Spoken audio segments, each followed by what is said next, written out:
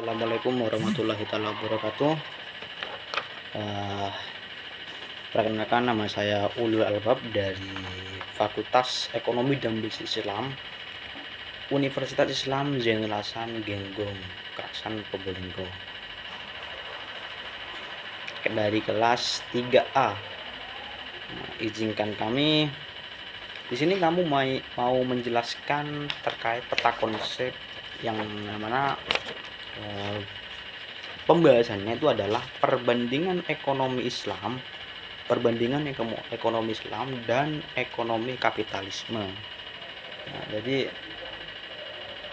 sebelum kita memulai pembahasan, pertama-tama kami selaku pribadi yang mengerjakan berterima kasih kepada Tuhan yang telah memberikan semangat, memberikan daya energi yang bisa menghilangkan kelalaian. Kemudian berterima kasih kepada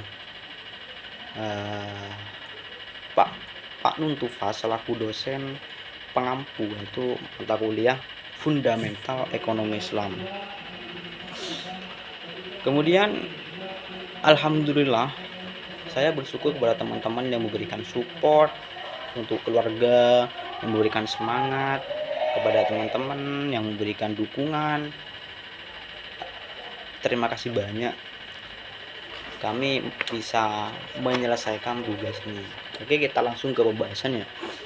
Di sini yang berjudul pembahasan kali ini adalah perbandingan ekonomi Islam dan ekonomi kapitalisme.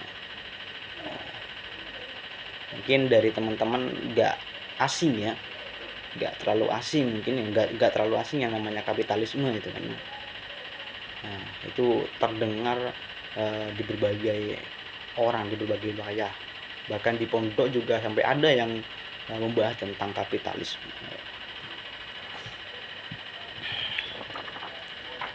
Kemudian yang pertama-tama kita harus paham terlebih dahulu pengertian Islam itu kayak gimana gitu.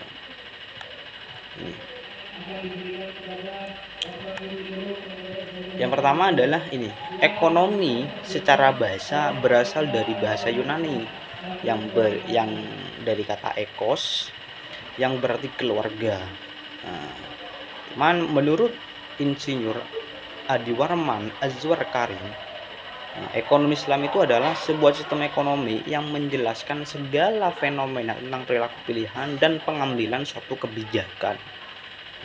Jadi katanya Insinyur Adiwarman itu adalah sistem ekonomi adalah sebuah sistem yang menjelaskan segala fenomena tentang pilihan apa yang diambil oleh kita, tentang kebijakan atau keputusan yang diambil dalam setiap unit ekonomi dalam memasukkan tata aturan syariat sebagai varian independen.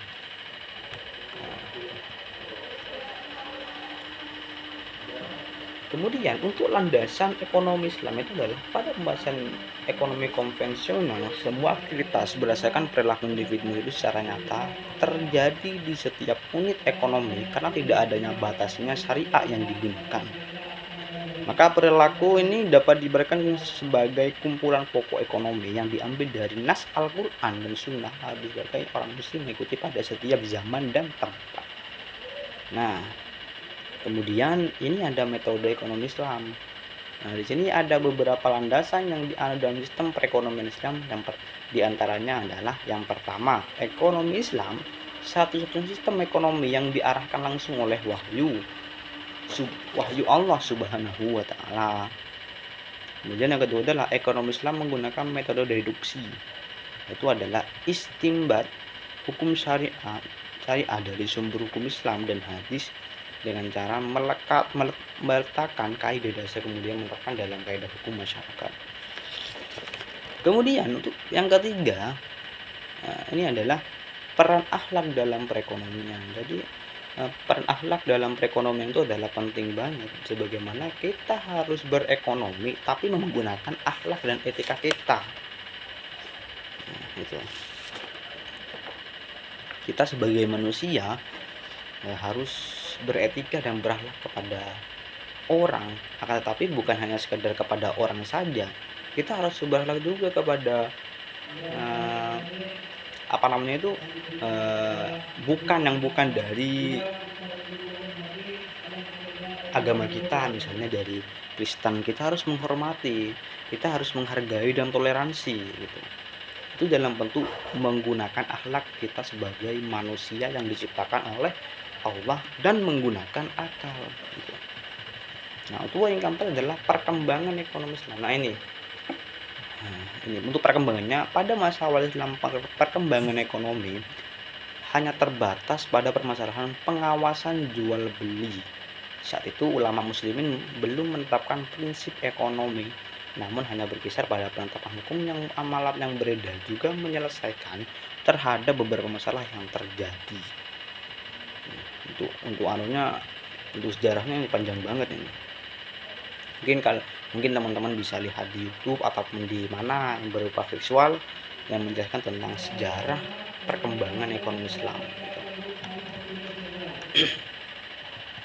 Nah, untuk ciri-ciri sistem ekonomi Islam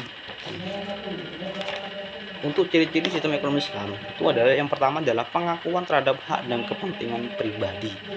Seperti yang telah dijelaskan di atas, bahwasanya dalam sistem ekonomi kapitalis, itu sebuah perusahaan yang mendapatkan pengelola sumber daya produksi yang mereka miliki terjamin. Terus yang kedua adalah digerakkan oleh mekanisme pasar. Yang ketiga adalah minimnya intervensi pemerintah. Oke. Kita lanjut ke poin yang kedua. Intinya kalau kita ekonomi Islam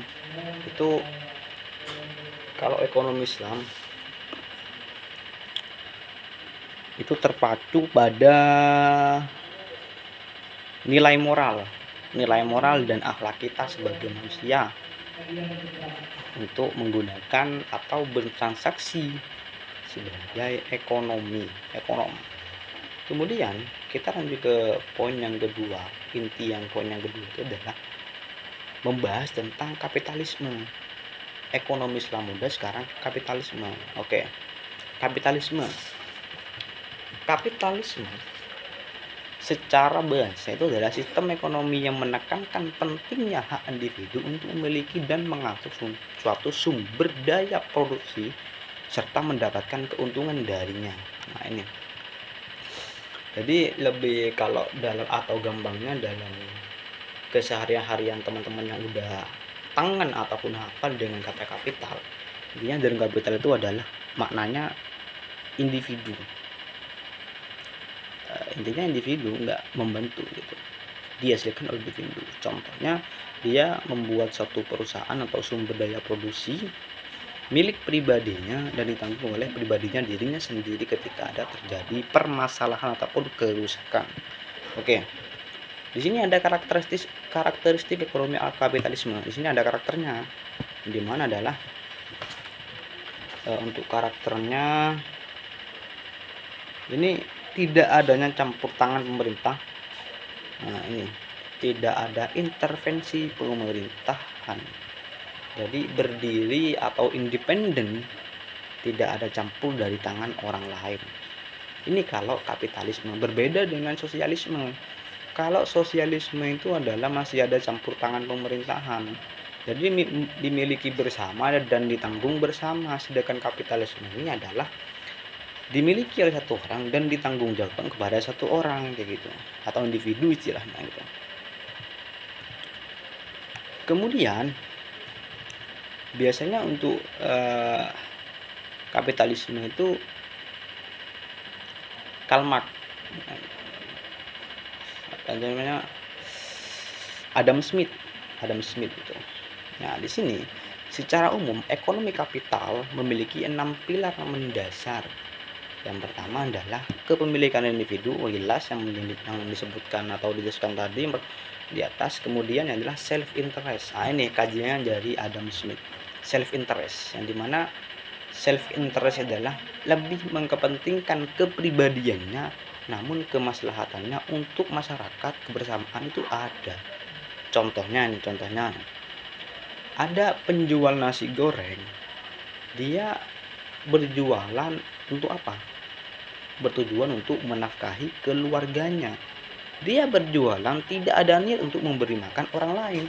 Akan tetapi di balik tujuan dari penjual nasi goreng itu, dia membantu masyarakat orang, membantu orang-orang. Dalam bentuk apa? Memberi resep, sajian yang disajikan oleh penjual nasi goreng itu. Intinya self interest itu adalah lebih mengedepankan kepribadiannya, akan tetapi untuk orang lain ada kemaslahatannya juga mendapatkan itu.